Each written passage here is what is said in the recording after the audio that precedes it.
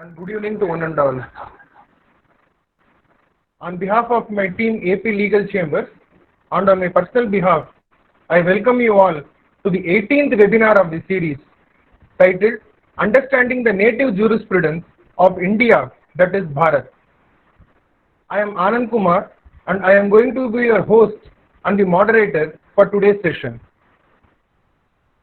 We are happy to team up with Bharatiya Nyaya Shastram, founded by Mr. Arvind Kumar, an organization started by the final year law students for the benefit of law students.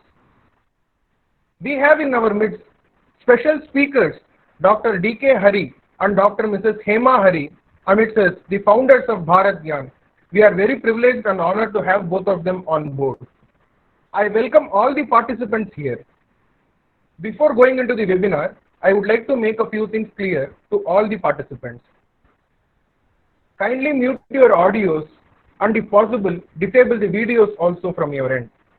The session is a completely moderated session, and once the presentation of our special speakers gets over, the APLC's APLC and the question answer sessions would begin. If you have any questions to ask our special speakers, you may kindly leave it in the chat box, and if time permits, all your questions will be answered by them. A short info about the organizers for the event. We are Team AP Legal Chambers, a new age law firm in Delhi NCR with a branch office in Chennai. We started this journey in 2017, and since then we are trying to resolve the legal issues of our clients to the best of our abilities. We have been providing specialized services in the fields of domestic and international taxation, IPR, energy laws, constitutional laws, commercial advisory, arbitration, and corporate compliances. We started organizing these webinars out of our passion for law, and due to the tremendous response from the participants, we have been organizing these webinars on every Thursdays and Sundays. As always, once the presentation of our special speakers gets over, the APLC's APLC, Ask the Popular Learned Counsel, would follow. We have prepared a set of questions from our end, and we will be shooting it to our special speakers. I am sure this will be both interesting as well as informative. Now coming to the topic, today's topic is understanding the native jurisprudence of India, that is Bharat. The theory or philosophy of law, jurisprudence. The definition of jurisprudence is the legal system or the theory of the law. The court and trial system used to administer law and justice is an example of jurisprudence. To understand the meaning and definition of jurisprudence, we have to find out the etymology. The word jurisprudence is the English derivation of the Latin word jurisprudentia. The translation of the word means the study, knowledge, or skills with regard to law. Over the course of history, there have been many forms of definitions of jurisprudence. Romans like to call it the observation of all things human combined with the knowledge of just and unjust. Salmon defines it as the science of the very first principles of civil law. It is also known as the science or philosophy of positive law.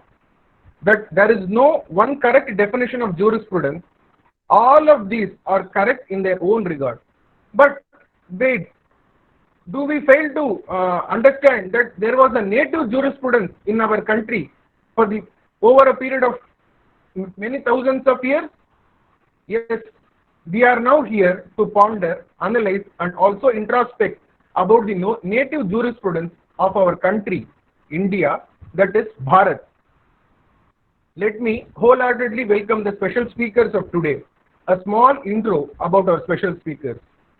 Dr. D.K. Hari and Dr. Hema Hari, the husband and wife duo of management IT professionals, are the founders of Bharat Gyan, a civilizational study initiative to compile and present the knowledge of India, its traditions, its culture, its global ties, in short, its ethos, from an Indian perspective. Based on their research, they have authored till date 27 books and produced 5 documentaries as well as many short films that span a wide spectrum of disciplines. The Hari couple are actively in touch with the youth and public through social media such as Facebook, Twitter, YouTube, and blog, with everyday posts on the relevance of the day. The couple have traveled extensively and have found out the civilizations of various countries and also compared them with our civilization. They have also gone on to date the Ramayana, the Mahabharata war, and other important events in the history of India. The Bharat, the Akhand Bharat. We are very glad and very privileged to have both of them on board. Whatever introduction I have given now, it is just a sample, but I am sure you people might be knowing, and I do not want to be in between the special speakers and you people. We are just setting up a stage for the special speakers to connect with you and vice versa. We take this opportunity to once again welcome the special speakers today and hand over the session to them. Thank you and welcome on board, sir and ma'am. Thank you, sir, for the very nice introduction, and we'd like to thank AP Legal Chambers and the members and friends of AP Legal Chambers for coming in on this Sunday evening. And thank you, Anand, for inviting us and then introducing us so well. We'll get on to the subject. Probably we'll do about 30-40 minutes of, as you said, jurisprudence, India, Bharat. We'll do some intro on that subject, and then we'll take in questions that you see. Okay, so we'll just, without much ado, we'll get on to the presentation. So our effort here is called Bharat Gyan. It's to experience this knowledge of India. And in this particular aspect of knowledge of India, first thing is let's understand this concept of India, Bharat, and this whole concept of experiencing this knowledge of India. It is just not to read or see, but the concept is more important is to experience.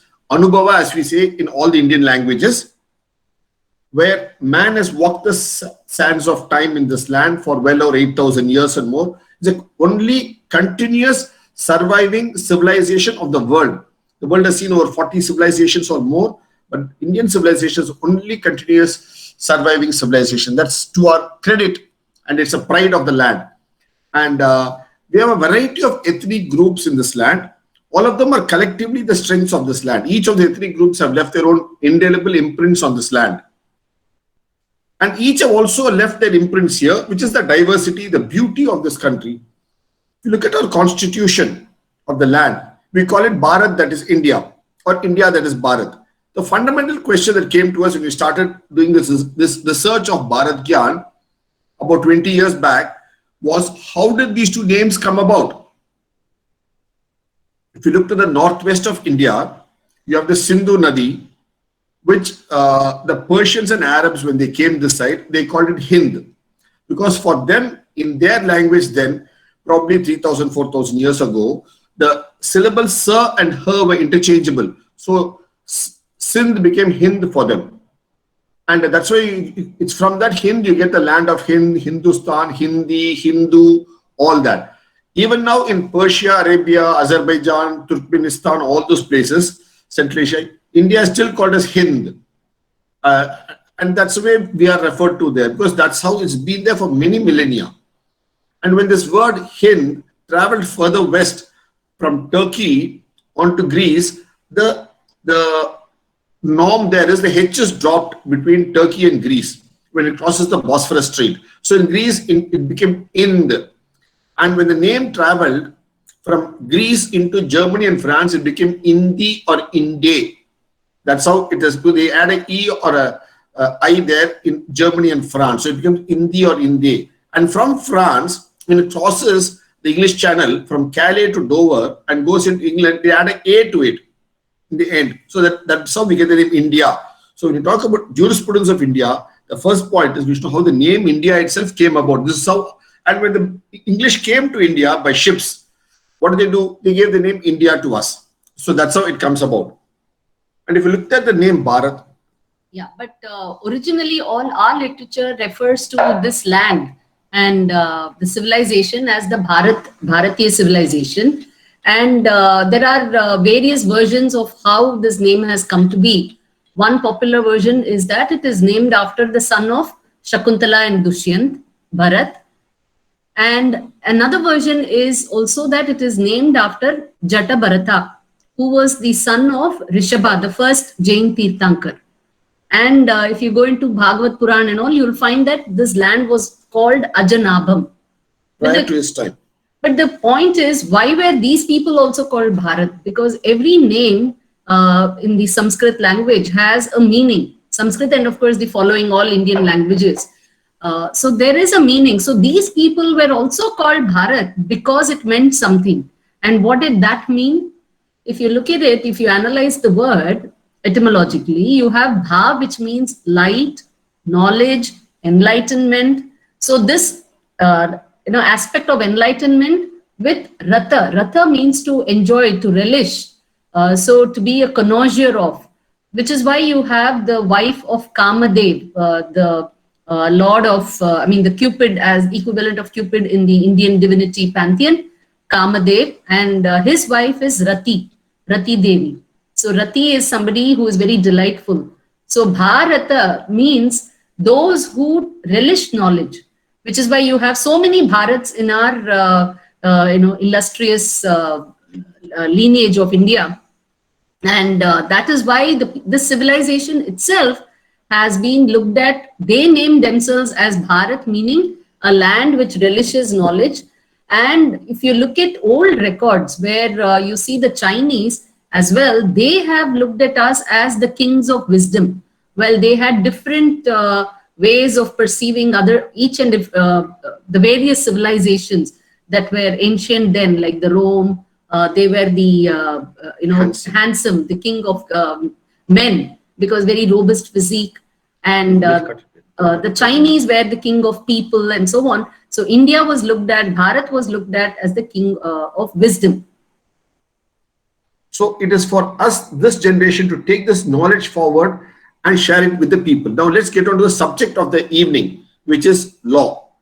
Now, having understood, the reason we are placing this first is for us to get a feel for what the civilization itself is all about. What is the innate nature of the civilization? What is the very distinguishing feature of the civilization? Is that it is a civilization which has always sought knowledge. The higher has always tried to reach the higher echelons of knowledge. And it is not just the people of this land, but outsiders too have perceived this land and the civilization as a civilization of knowledge.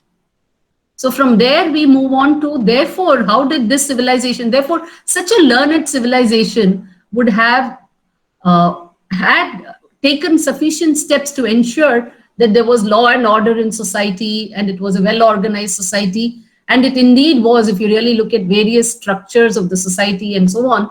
And but now we will just focus on the aspect of law here. Especially Niti and Dharma, the two terms that we commonly use, but let's look at some of them. And obviously this, most of you are aware of this great story of Sibi Chakravarti. It's there all over the net, you can check that story out. But let's look at this one particular statement made about close to 150 years ago by John Mayne. I'm sure all of you would have heard this name, being lawyers would know this name. Hindu law has the oldest pedigree of any known system of jurisprudence, governs a race of men from Kashmir to Cape Comorin who agree in nothing else except their submission to it. Look at this, such a wonderful observation. He says, so the people of this land of Bharat, that is India, are law-abiding. They submit themselves to the law of the land. One, that's a clear statement he makes. Second, he says this is, as a pedigree of law, this is the oldest system of law known anywhere among the human race itself. And this is across the land. The respect for law is across the land. And the system of jurisprudence is oldest in the world, known to any, it's older than your Roman, Greek, Egyptian, Chinese, all systems of jurisprudence. So he places it in antiquity, one, in the timeline, two, he gives the respect to the people who adhere to it. These are 2 points you get from John Mayne. And look at this, what he says. It is surely extremely strange that whenever, either in Greek or in Chinese or in Persian or in Arab writings, we meet with any attempts at describing the distinguishing features in the national character of the Indians, regard for truth and justice should always be mentioned first. Now, this is Max Miller in one of his lectures. So he says this again about 150 years back. See, so we had a fundamental factor of truth and justice was what was the character of this land. He calls it a national character. So justice, having a feeling of justice was a national character. Unfortunately, the last few decades, it has sort of, it's shaken. But I'm sure once we understand, we'll get back to it. And the concept of, again, so there has not been one Manu, there have been many Manus, and there's not only been one lawgiver, there are at least about 18 different lawgivers, but only one of them is Manu. So let's look beyond the word Manu, and instantly the word Manu itself has lent in the English language and all other languages to the word man and to the word human. Both these words come from this Indian word.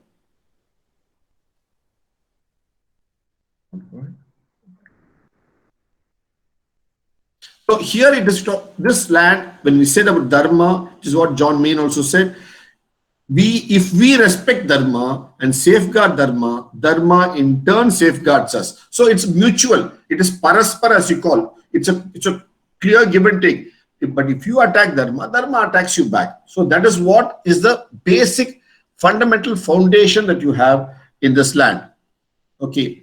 And if you look at this, from 3000 BCE or 4000 BCE or Rama's time of about 5000 BCE, for about 5,000–6,000 years, this land has continuously of Bharatavarsha, though it has never been ruled by a single king in its long civilization history, has had a single form of respect for law and jurisprudence through the times. The kingdom's shapes change and go on in different geographical forms of the land.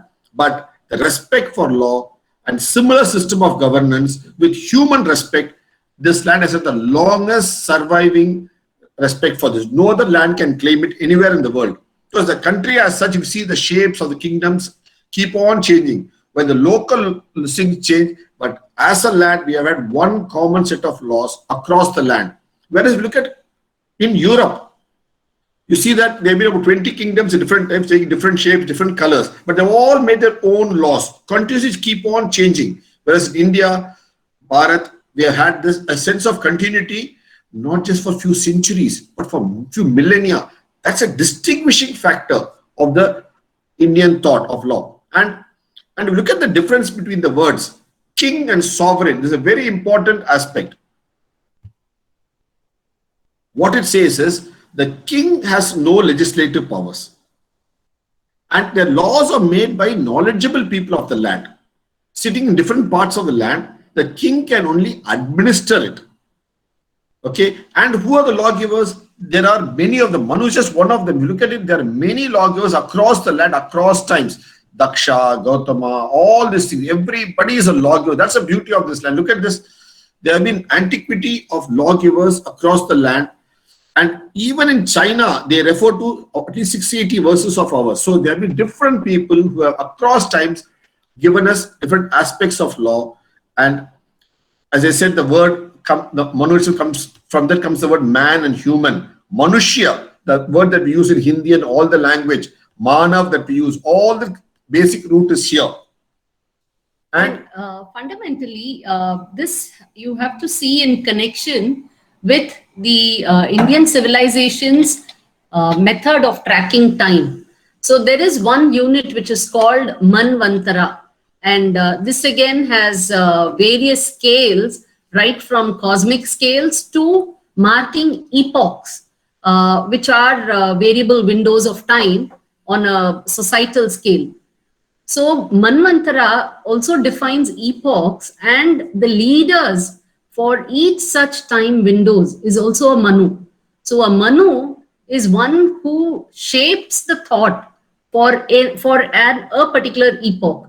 So he is also called a Manu, and therefore there have been various Manus. And how do you shape the thought, and how do you shape a civilization for a particular epoch?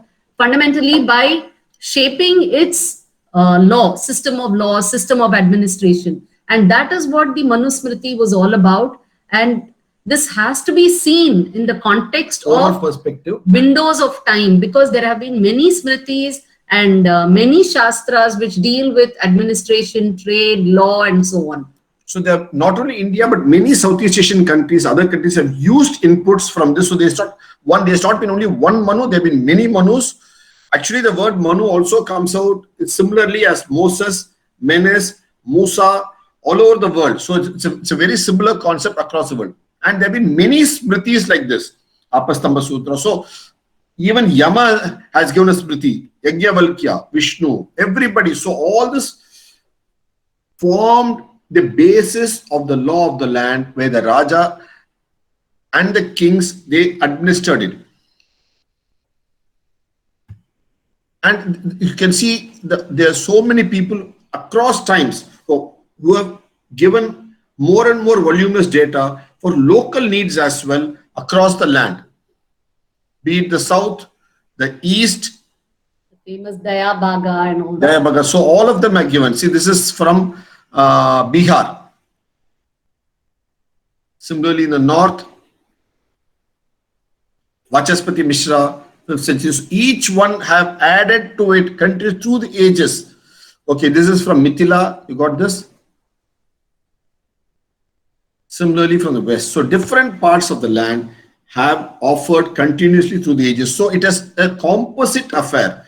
This is, and all this is mentioned in the Hindu law by written by Main. In that it's there. And the Raja was governed by the Smritis. It was not drafted by him or his predecessors, but by a body of intellectuals. And a Raja could never become a law minister. He could only dispense law. That's a fundamental difference. That is why in those days, till about 70 years back, whenever there's a Pattabhisheka of a king happening, the statement that he used to say is, Adandayosmi, that is, I am beyond punishment. And the moment he says it thrice as a part of the ceremony of the Raja Pattabhishekam. What does the Raj Purohit or the Raj Guru say? He says, Dharma Dandayosi. He says, Dharma will punish you. And he also repeats it 3 times with a Danda.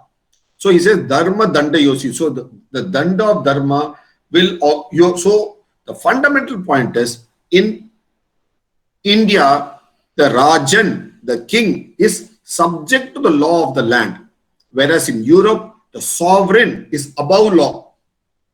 He decides the law, he makes the law, and he is above law. Whereas in India, the king is subject to law. That's a fundamental difference between the thought of Bharat and Europe, you see. And similarly, the concept of rights versus duties.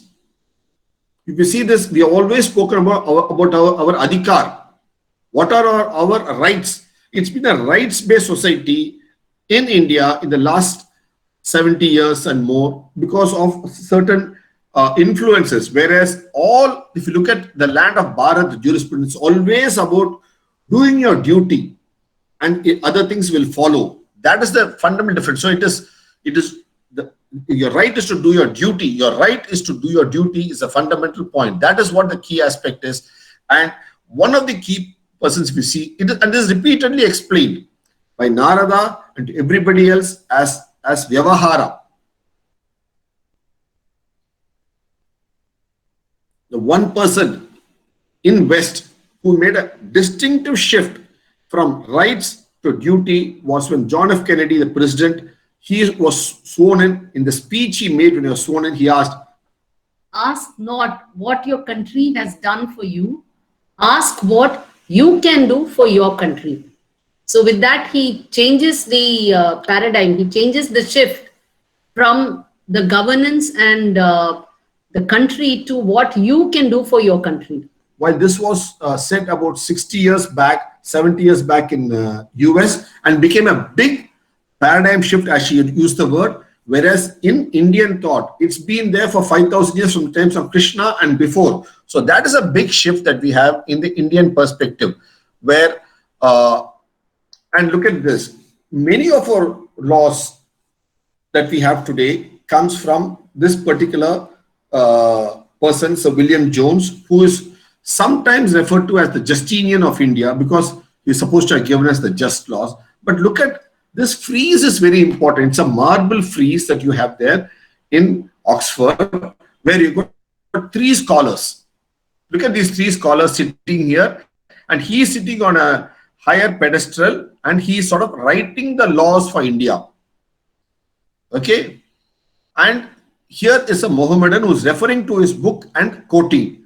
Whereas look at the Brahmin sitting on the floor, he's also cross-legged. This also cross-legged, but he knows it by heart and he's sort of quoting from it.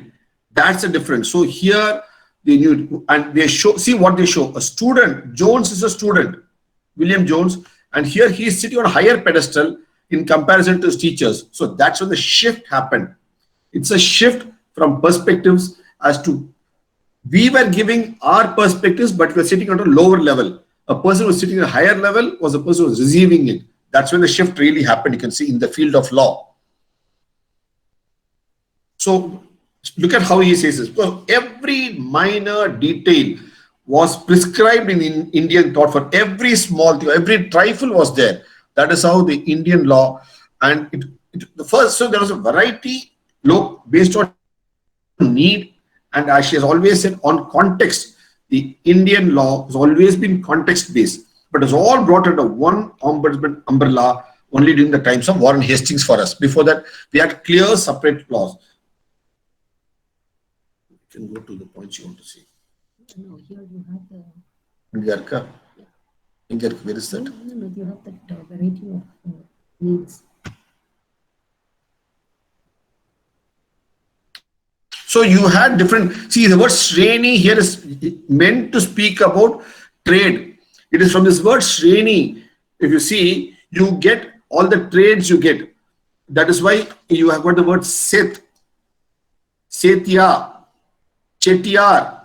All these words come from the root word Shreni because it's all to do with trade, with some trade or calling. So it was all about all that. They had a separate school system for familial courts which dealt only with their kula. And then they had a third variety of court that dealt with fellow tradesmen, with the fellow townsmen. Basically about organized around the town. Around the town. So that is how you had three distinct courts you had in the land, and it was all finally going up to the local king. That is how the system was based on. And if you look at the concept of jury which you have all over the world, it is said there's a parishad who were constituted to settle the disputes. Like how you got the panchayat, which is 5, very clear, the name panchayat itself says 5, and there's a parishad which had 10 people. So both this we had. So the jury concept is very much part of the Indian idea, and it goes back many millennia and referred to in multiple books. And this is very interesting. They say the duty of the parishad, the jury, was to declare the law where no rule is given in the smritis, and to decide doubtful points of law. So fundamentally, when context had to be brought in, and when the smritis had not given something very explicit in black and white, that was when they had, the jury was called in. And this is mentioned in all the other books on law itself, like Manusmriti and by Baudhayana, then by Vasishta Dharma Sutra and so on. And look at this, they had the 3, one you had a Purva Paksha.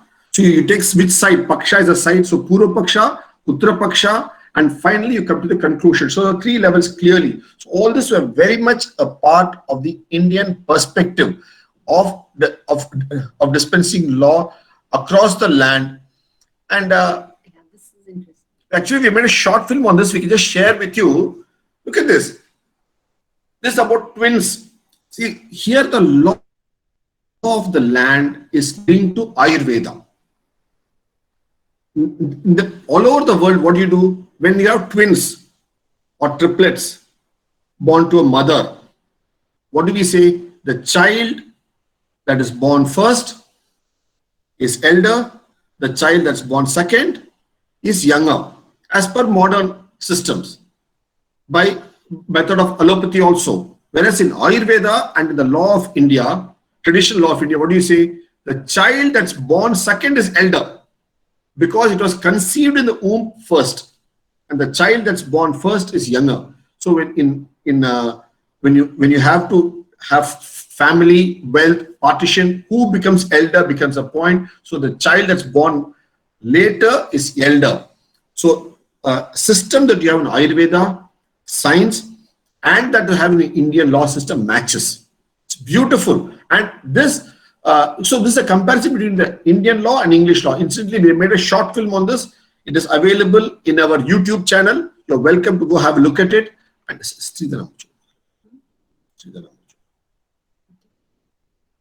We'll handle this first about the concept of Stridhana, which was one of the fundamental points of the entire civilization itself. It is all to do about women's wealth, and many of it aspects of which have morphed over time and have assumed forms such as dowry, and it has led to so many other unfortunate wrongs in the society in later times. So there is a general belief that the ancient Hindu law was particularly harsh towards women, because Manu has made one statement which is used ad nauseum by everybody: a woman must be dependent upon her father in childhood, upon her husband in youth, and upon her sons in old age. She should never be free. But people normally only take out just this verse out of context, and like we said, the entire notion of law was context based. And even this particular verse itself is set in some context, and that is buried in the context of time as well. So all these contexts are removed, and just this point is beaten a number of times. But if you look at it, Manu has laid down comprehensive principles concerning women's separate property. And even roughly, if you say it is at least 2000 years prior to the English legal system accepting this principle. So the English legal system, the principle, if you see, friends or relations of women who out of folly or avarice live upon the property belonging to her, or the wicked ones who deprive her of the enjoyment of her own belongings, go to hell. So this is a later ruling that came about. The English principle, English legal system principle. But in Indian thought, look at what Manu has said. We look at a few samples.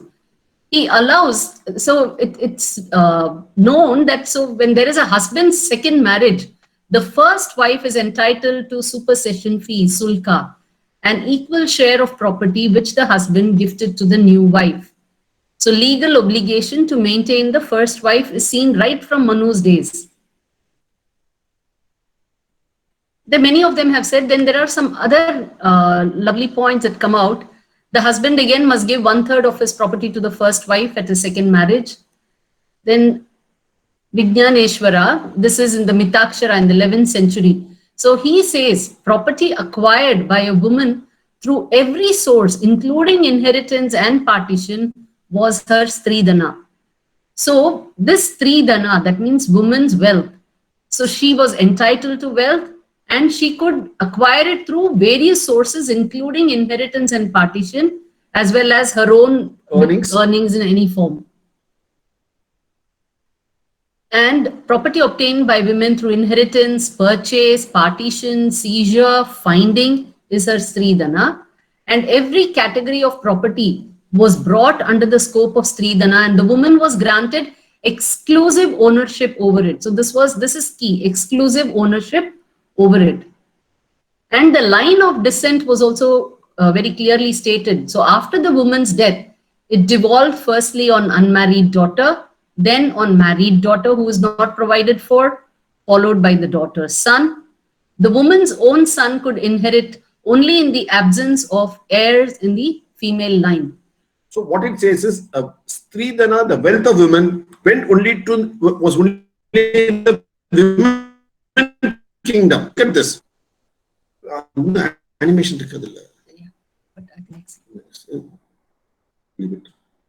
Explain this, please.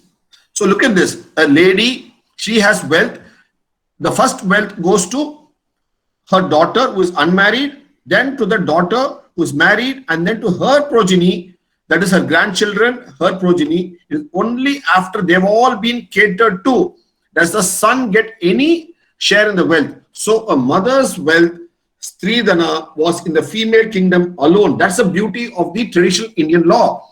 So that the men getting it was far, because you have to provide for all this. That was a fundamental key point here. And similarly, you see this, and he says that thus has been explained the most difficult subject of succession to a childless woman, Stridhana. Even that was dealt with very comprehensively. So the women's wealth was well taken care of each time, and it was done. And look at this. That's Saudaika, actually.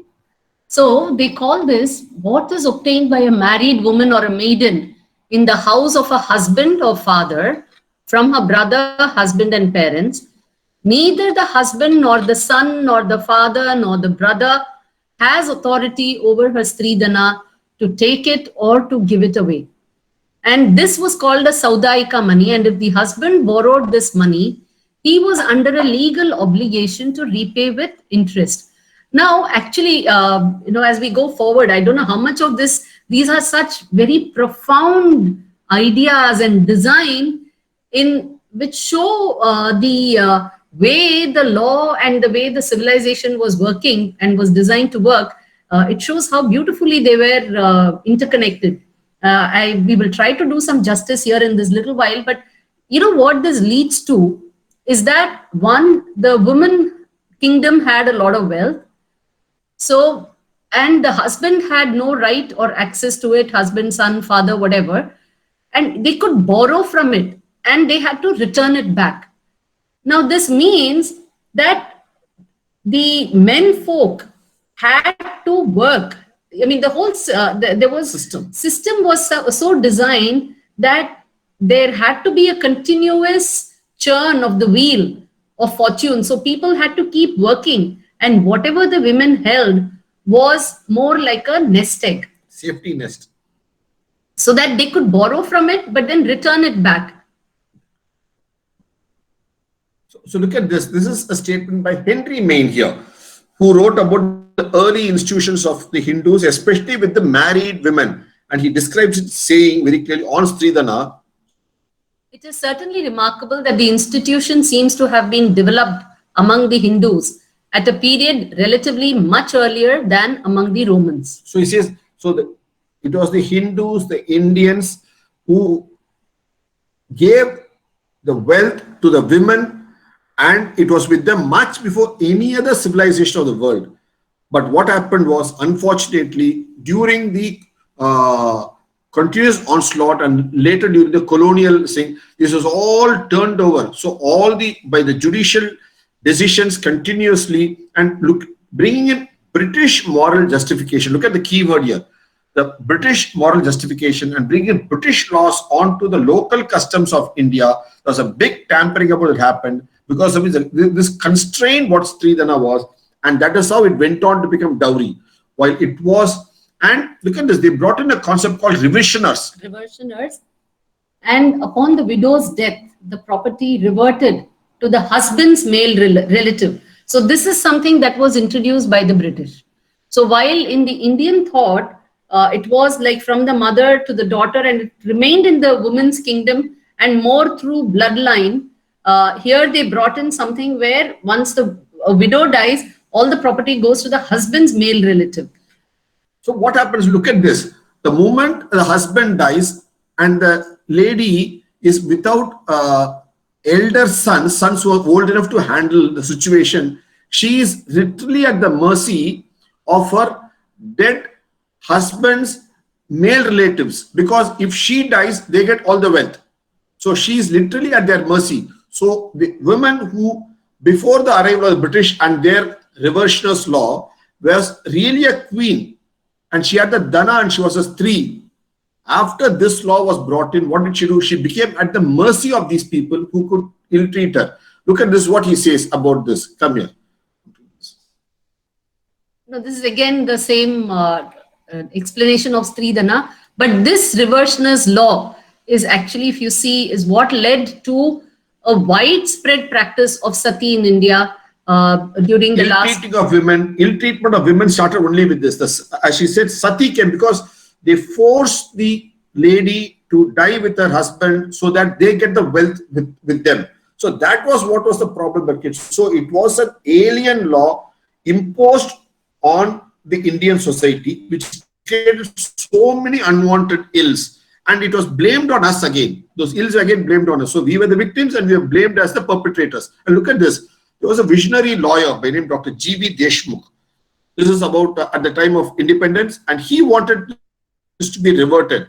Unfortunately, the people then did not understand the whole scenario, and he was actually laughed out of the court. And this is the date of his bill that he had tried to bring in, the Deshmukh had tried to bring in to remove this concept of reversioners. But this was in 4th February 1937.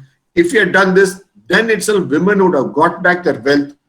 The dowry problem they faced the last 80, 100 years would not have been there, and women in India would have been much stronger and capable. But unfortunately, Deshmukh was ridiculed, his law was watered down, and it was subverted. Look at this. When we got the Constitution, it's a wonderful document written by luminaries so well, so detailed. We have the largest Constitution of the world by far, written with a lot of forethought and perspective, just held the test of time, drafted by this Constituent Assembly. See, we have taken laws from different parts of the world, from Great Britain, US, France, Ireland, USSR, Canada, Australia. But many of the Indian aspects, sadly, from the native systems were not drawn then, because we were so colonial minded, unfortunately, then 80 years back, that we depended so much on other European aspects of law, whereas we had so much of Indian aspects, which is unfortunate, the practice to the land, that we did not draw so much as we could have, because we have so much of ingrained in Indian ethos of these aspects of administration law. Briefly show you what those kind of aspects of Indianness that we're talking about.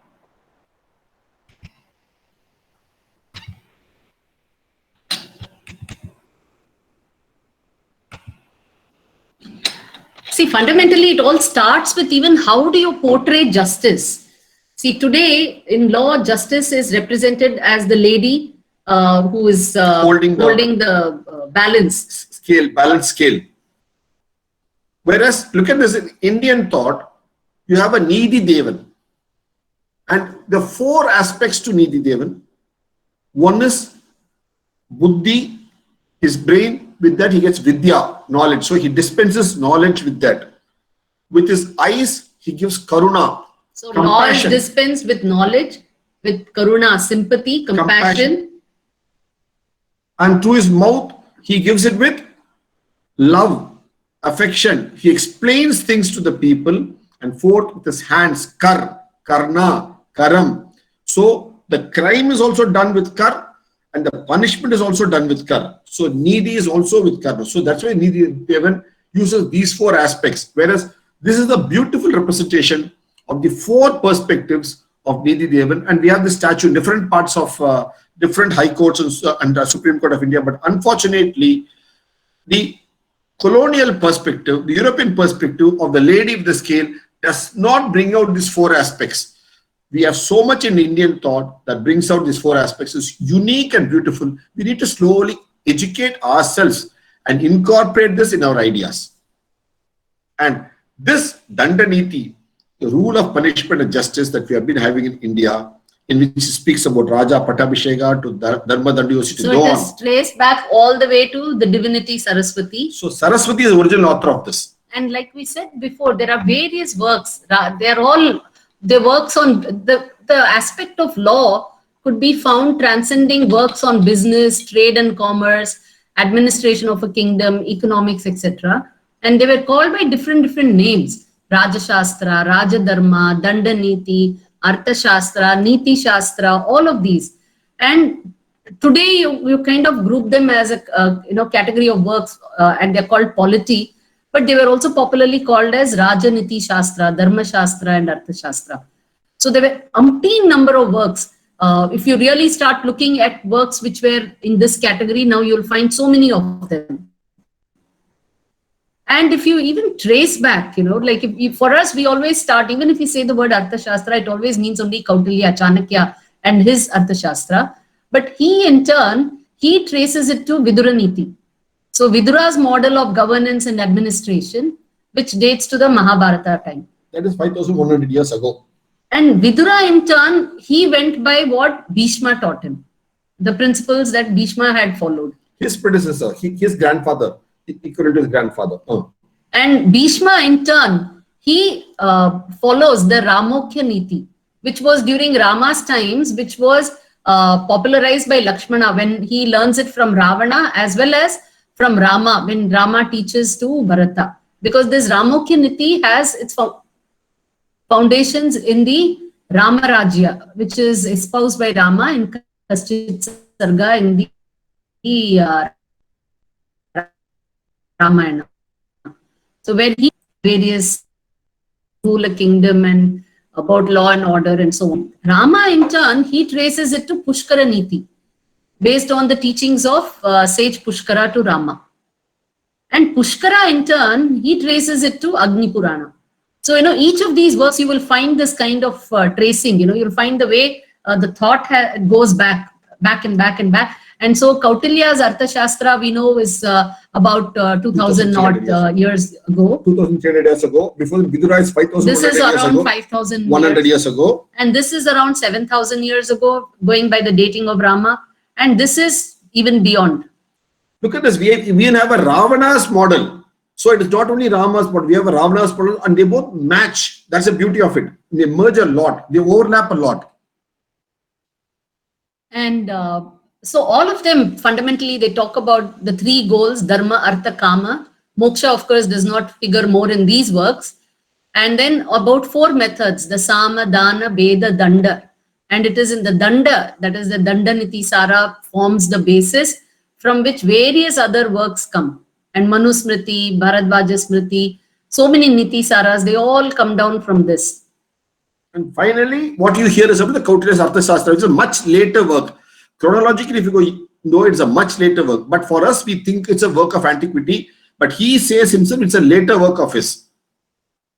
And the interesting thing in all of these, because they were all based on Dharma.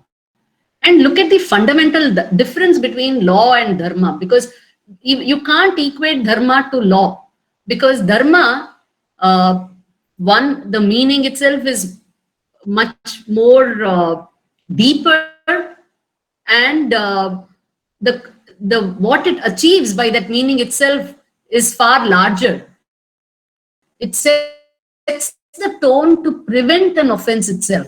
Because what Dharma really means is the character. Dharma comes from dhar, meaning to bear. Dhr, to bear. That's why dharti. So Dharma indicates the character that is, or the trait, innate trait of every living being as well as non-living bodies. So it says that every non-living body, for example, even Earth has the Dharma to go around the sun. The moon has a Dharma to go around the Earth. So all of these are things that are distinguish that particular entity. Therefore, when it comes to animals, they have their own dharmas. Ants have their own, lions have their own.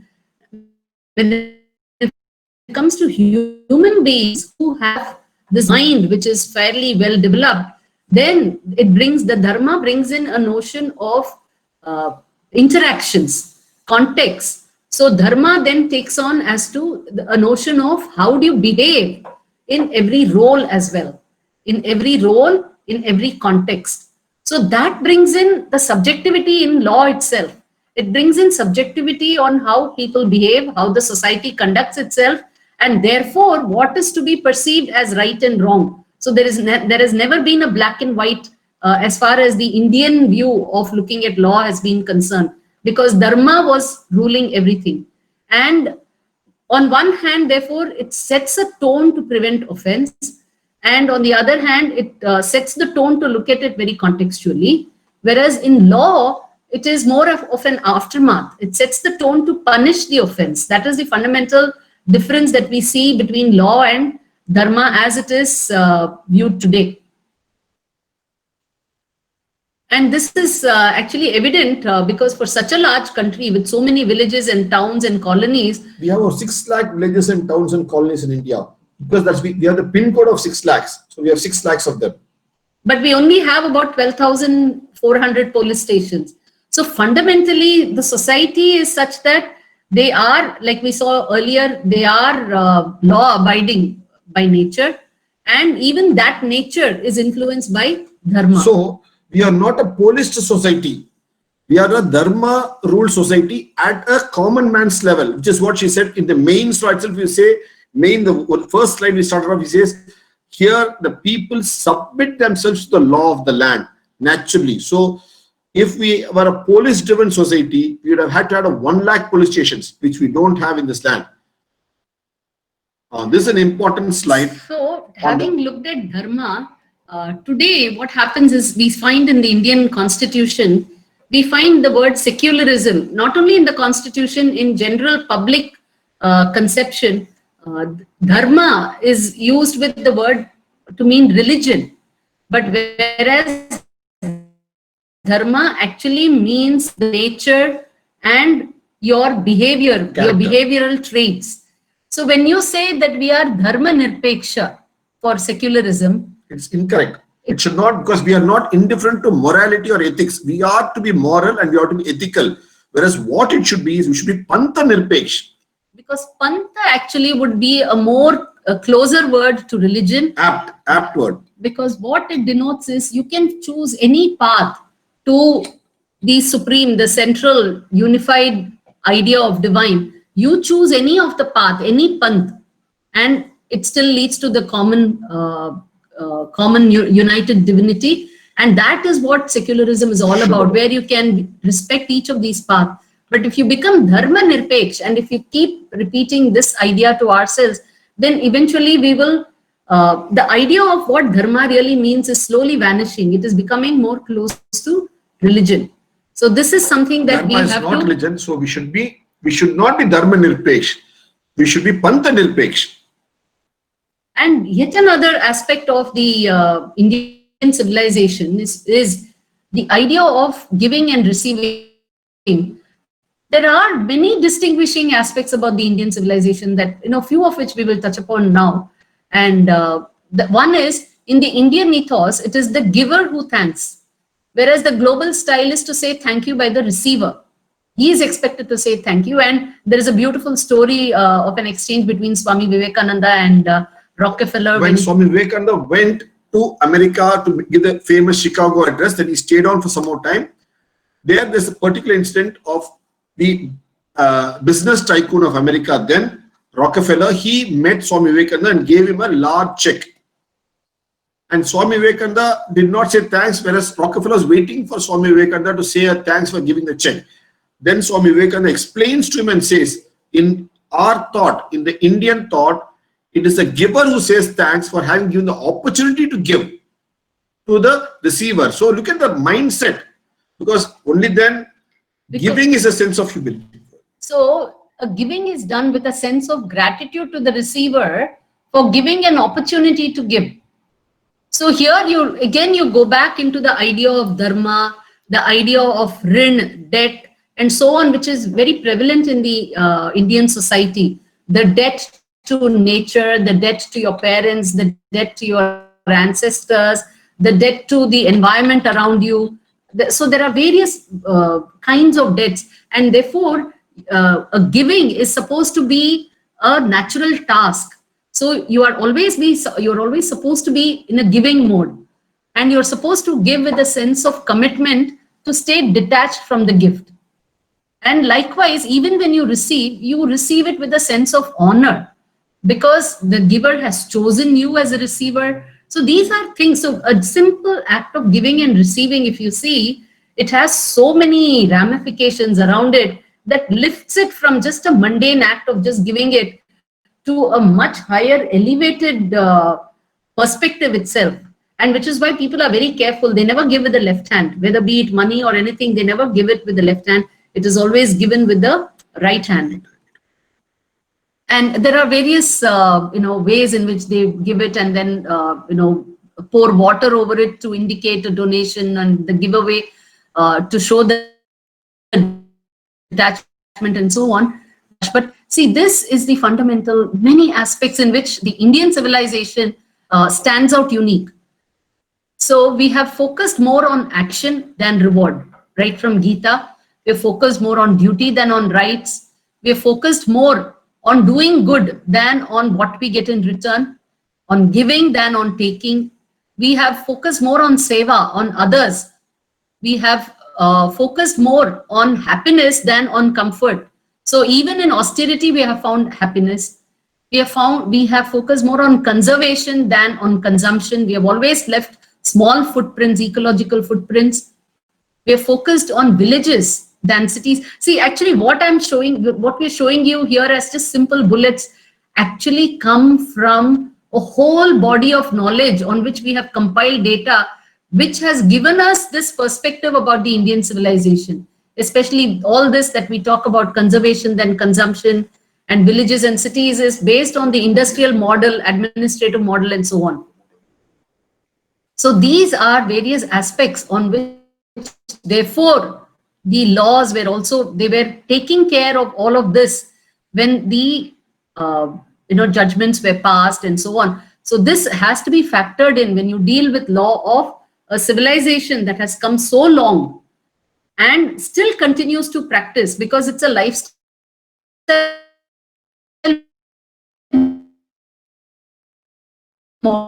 model that we can make people aware of as far as how the society is organized, how the society behaves, and therefore how law should be dispensed along with all the various books on law, which the old ones have influenced the new ones, along with modern borrowings from various other cultures. But whatever we dispense, we have to bear these things in mind when we are dispensing that law. There are, for instance, even laws on how crops have to be shared.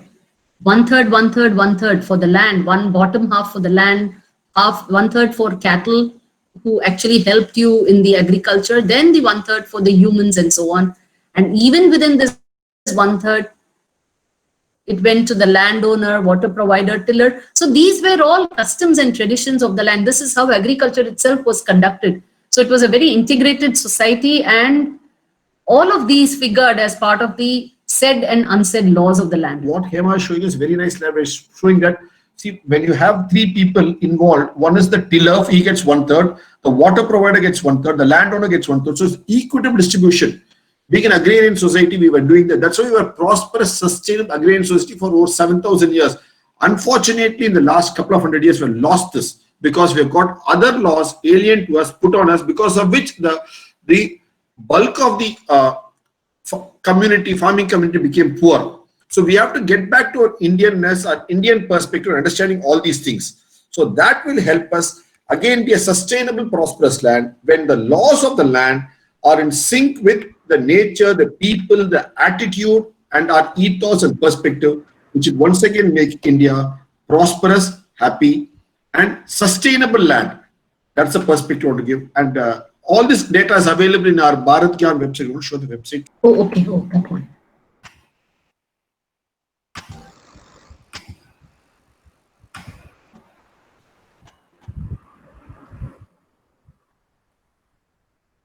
All this data that we have collated is available. All this data that we have collated is available for all of you to view and go through in our website. As Mr. Anand had said, on our Twitter and social media, it's available. So all this is available for free reading. Most of it is available for free reading. And also in the books that we have written, authored, it's called the Autobiography of India series. Okay, all these books are called, today we have fortunate to have been able to compile together this Autobiography of India series, has 100 volumes. And all this is, most of it is available for free read in our website, www.bharatgyan.com, which is what I showed you here. And this is the Breaking Image Society thing, New India. Films also there for watching. And all this is there, different aspects, the compiled information available, wherein. So ultimately, it's to bring in not just confidence in India, but also to motivate people to dare to become Indian once again, understand the Indian ethos and adopt the Indian ways. And then you can go through our website www.bharatgyan.com, where most of this information is available for you. Our blog is also there, where you've got 600 plus articles on the subject. And our YouTube channel is there with about 300 plus short films.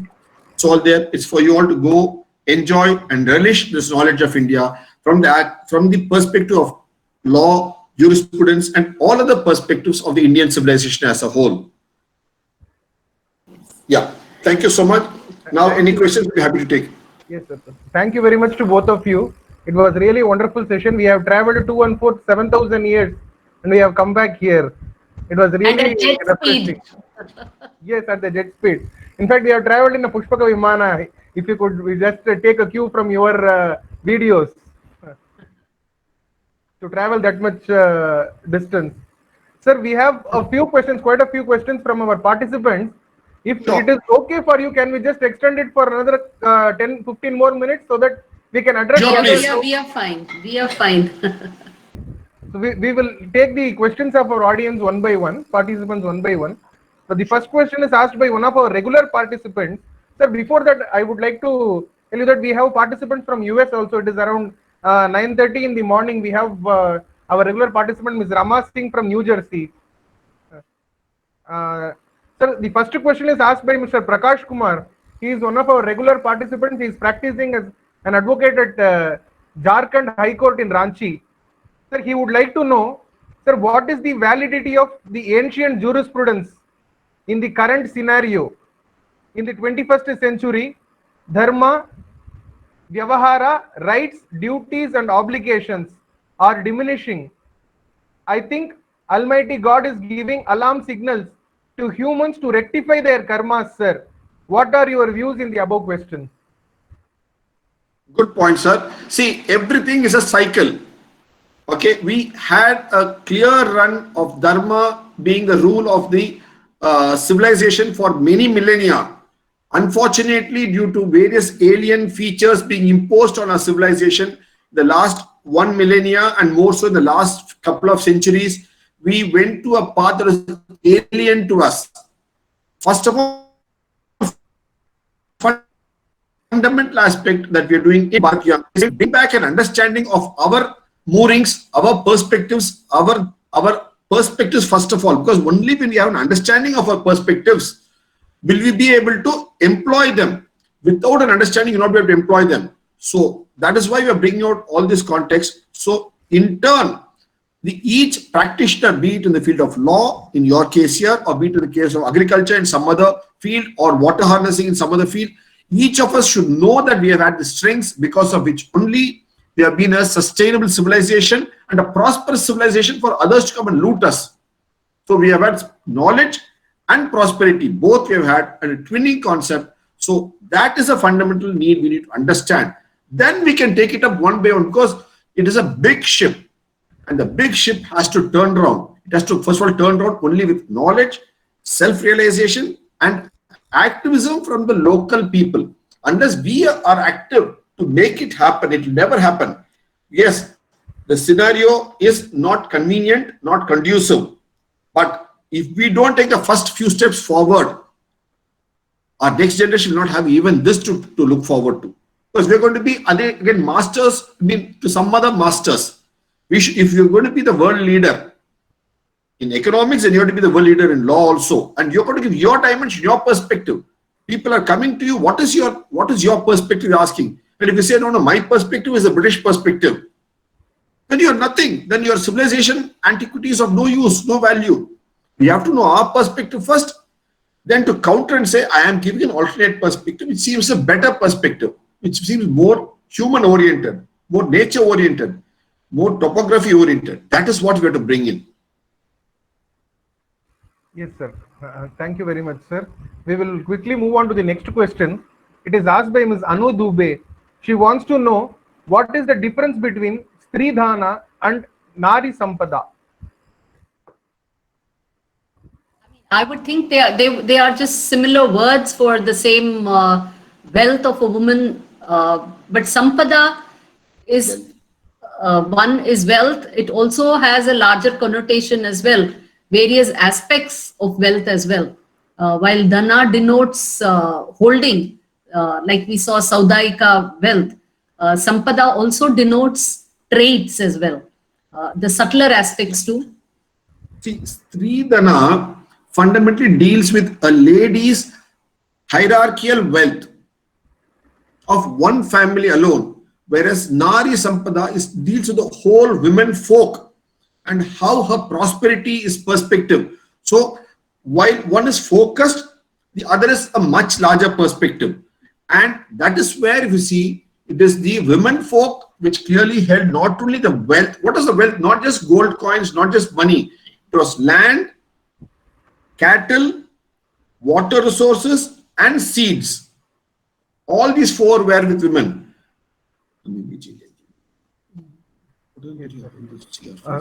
Thank you, sir. Okay. So if you don't have all these four, if these are the four common, most important things for what do you call agrarian society. Water is important, land is important, seeds is important. Without seeds, there's no next year's crop, next season's crop. And you don't have cattle, there's no right from fodder to milk. Everything is dependent upon them. So all these four were in the women kingdom alone. So Nari Sampada denotes the strength of women folk in general, overall. Well, Stridhana focuses predominantly on her possessions, her wealth. Thank you very much, madam. While you were discussing about the line of descent for women, we are reminded of the class 1 and class 2 here hires as per the Hindu Succession Act 1956. I think it is taken the line of descent also from our native line of descent. Yes, thank you, sir, and thank you, Ms. Anu Dubey, for asking this question. I hope you would have got the answer. Now, quickly moving on to the next question. It is asked by Mr. Ganesh Ramanathan. What are the key fault lines in our current law systems that are discriminatory and needs decolonization to adopt Dharma framework? Yeah, see, this decolonization is a continuous process. It must happen quicker. Unfortunately, we lost about 70 years of non-decolonization. I'll tell you why this is. We have three words. We show it in our latest book called Staying Alive. Please go in our website and see there. The first word is Swarajya. And yesterday was the 100th anniversary of Swargiya Balagangadhar Tilak. Okay. And what was his clarion call? Swaraj is my birthright and I'll have it. So we got Swarajya on 15th August 1947. That's about 70 years back. After that, what is the next step after Swarajya? Is Swatantra. What is Swatantra? Swa is self, Tantra is technique. So you have to practice your self techniques. Unfortunately, we practiced alien techniques, not self techniques. So we really did not become Swatantra. When we became Swarajya, we did not become Swatantra. And only after we become, first step is Swarajya, then is Swatantra, then what's the next step is Swavritti. So which actually means self-reliance. And in the last few months, we have realized that, and we have also heard our PM talking about Atmanirbharta, how and every country, they've all realized what the need to become self-reliant. But self-reliant is not something that you can gain by focusing on it alone. Like, we have to be able to leverage, when you say Swatantra, you have to be able to leverage your strengths, your own techniques of practicing. So fundamental, when you say to understand fault lines in our current law system and discriminatory the whatever is discriminatory and things that need to be changed, we first have to understand what are our strengths, and then only see if things are framed to leverage those strengths. Do they allow us to use those strengths? So that is when we will get an idea of these fault lines. So I think it's very important first for us to, like we say, build confidence, understand, gain the confidence, and only then you will get the clarity to see these for yourself, not just in law, in so many things, even in industry, in economic model, in healthcare model, everywhere there are fault lines and we have to rectify them. And luckily, these are not like the fault lines of the earth. Hopefully, we can rectify them, and we can then play to our strengths. we always keep saying, India as a society today, we are following models of economy, law, administration, and whatever based on weakness of other civilizations. So because of their inherent weaknesses, whatever other civilizations have evolved as their models of conducting industry, business, trade, agriculture, governance, and so on, or models in society, we are following that and therefore working to their weaknesses. Whereas we don't know what are our strengths, and we are not, creating models to work to our strengths. So that is the fundamental fault line paradigm shift we have to have first. Then we can tackle each of the different lines. Yes, madam. Thank you very much. Because in fact, it is a Herculean task. We need to first identify what is ahead, what is the task that is ahead of us. Because over the past several centuries, we have been accustomed to these kind of practices. So it is high time that we unlearn and start relearning our Indian ethical and moral values. Sir, Absolutely. Yes, sir. We have prepared a few questions from our end, which we think would be very useful for our participants. So with your permission, can we just have a couple of questions from our side also, sir? Yes. Please go ahead, sir. Thank you, sir. Sir, as you have mentioned, that our India, the Bharatavarsha is a continuously surviving civilization on this land. Sir, do you think the jurisprudence has evolved and has retained its core values even after so many years, or it has just adapted to the times and has just taken the values from the other European counterparts, sir? Number of slides where it was constantly renewed and reviewed and then developed. Unfortunately, in the last millennia, the jurisprudence models of other civilizations have been imposed on us. That is what has created the wreck. Now we have to change it back. And that is, so when you say New India and you say you want to have Swatantra, Swatantra is what your self-techniques. Today you're not recognizing your self-technique, your strengths itself. So you have to get back to it. So it has to be an effort. When you say Bharat is Swatantra, we have to understand the meaning of the word and say what are all our strengths and what are our needs. See, what our needs, our strengths, we have to play to it. Understanding is very important. Unfortunately, today we have been burdened with alien methodologies, alien thought processes on multiple fronts. All of them have to be one by one dismantled. It's a long process, it's a long haul. But first of all, we need to know what our strengths are. Then we need to know what the alien practices are to dismantle. If we don't know both, we'll be groping in the dark, which is what we're unfortunately doing. So one of the efforts of Bharat Gyan is to highlight these as to what our strengths are, and then also to bring forth what these alien factors are, so we know which are the ones we should dismantle to get back to our strengths. Only then we can be a civilization that's going to lead the world again for centuries to come. Yes, sir. Thank you. Thank you very much, sir. Sir, one of the most abused and most controversial theory is the Arya Dravida theory, sir. Arya Dravida theory. So, were there different types of Niti and Dharma, or the jurisprudence in the northern parts of India and southern parts of India, or it remained the same? I think in the early slide itself, I dealt with it. Kings and kingdoms come and go, but the native jurisprudence was similar across the land with local topographical changes in each as per the language and the customs.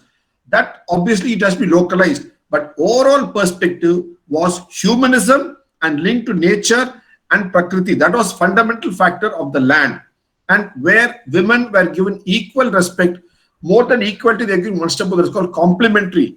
Not equality, but beyond equality was complementary. That was what the key factor was. That kept the society going and the hierarchy running efficiently. We had no major law problems in this land before that. It's all come up only because of adopting an alien methodology on us. So consistently we have had that. Yes, sir. Thank you very much, sir. Now, one question which I am eager to know is, were there any lawyers or professionals practicing law during that time, like the Vaidyas, the teachers, and the agriculture farmers? Were there any lawyers? Yeah, we showed you that slide of Parishad and Sreni, We showed you Sreni. There were different Kula. So all the Kula gurus, the leaders of the Kula, were sitting as judge in the Kula bench. And in the Sreni bench, also all the people who are doing trade, the seniors in the trade, they were sitting in the trade bench as Parishad. So everywhere you had the seniors of that community who had gone through life and seen various aspects and read these things and sitting in those benches as Parishad. So yes. Yes, sir. See, the other thing is law was not separated from practices itself. So it was so intertwined that people, so to dispense that kind of law, you had to know that particular aspect of the civilization itself, of the society. So industry, therefore, you had those kind of experts who were, looking at the administration. There is a clear hierarchy, where it talks about the local. See, India has been a democracy from even during Rama's times. Janapadas were there. So there were local panchayats, and above that you had the parishads, and above them all you had the king who was dispensing the law. So there were very clear demarcation on who would handle and administer law. And there was also very clear demarcation on who would make the law again. So that was with the knowledge commune. So that distinction was also there. So it was dealt with very carefully and in a very integrated manner. Yes, madam. So the hierarchy of courts or the hierarchy of judicial system was also present, and also the lawmakers were demarcated separately. Perfect. Very well. Correct. Yes. Thank you, madam. But I would like to personally ask you one question. It is specifically pointed towards you. You were in one of your earlier presentations. You had talked about the Krishna Jayanti, which is coming in the next week, and you specifically mentioned about the Jayanti word. So can you please explain it for the benefit of our participants, that the Jayanti word, which is also associated with Gandhi Jayanti, Ambedkar Jayanti, Mahavir Jayanti, like that? Yes. Right. Jayanti is actually, so the way your Vijaya Dasami, 10th day, the Vijaya is a particular star configuration. Like the Jayanti is also a star configuration of Ashtami. Okay, so that's why you call it Sri Jayanti, you call it Krishna Jayanti. So, but what's happening? Because Krishna Jayanti came to be celebrated as Krishna's birthday, from there on, what happened was that everybody's Jayanti also came to be, everybody's birthday came to be celebrated as Jayanti. So you got Hanuman Jayanti, you got Gandhi Jayanti, Ambedkar Jayanti, Basava Jayanti. So many other Jayantis also come about. But originally Jayanti, the term there itself means about a particular star configuration which occurs on the Ashtami day, Ashtami night.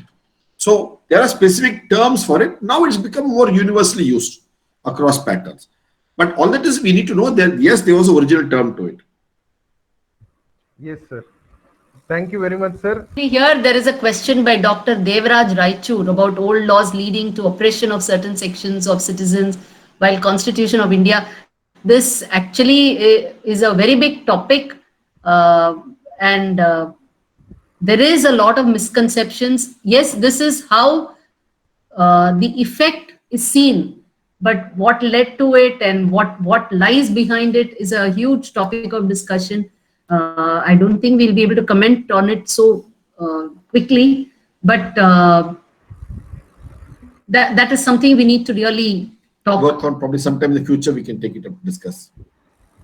In the future also in our same platform, sir. It will be great if you could just come on our platform and take this issue. Thank you, sir. And we wholeheartedly thank both of you for coming on board and presenting this wonderful presentation about our native jurisprudence. It is time actually to go back and introspect about what are the things which we had, which we possessed in our amongst us, and what are the things which we have lost. And it is also the time for us to again go back and collect those things and come back and make our India a more, what do you call, the place which is dharma oriented and more than law oriented, it is dharma oriented. Yes. The Indic values and ethos of our civilization has to be maintained. And the whole purpose and the idea of arranging this webinar was actually to introduce our participants to this kind of things which we have mostly skipped or forgotten during our professional, yes, during these hard times. But and this lockdown has given us an opportunity to actually engage ourselves in this knowledge sharing this thing. Thank you very much, sir, and thank you very much, ma'am. Your final thoughts on this, yes, before we appreciate the effort you're putting in to bring out all this knowledge across so many sessions, 18 sessions continuously. I think your both you and your wife, your efforts should be appreciated in this, and wish you all the best in what the good work you're doing. Congratulations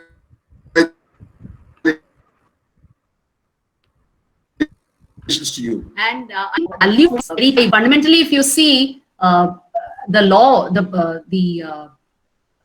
body of people who work with law actually influence the society and the shape that the society is going to take.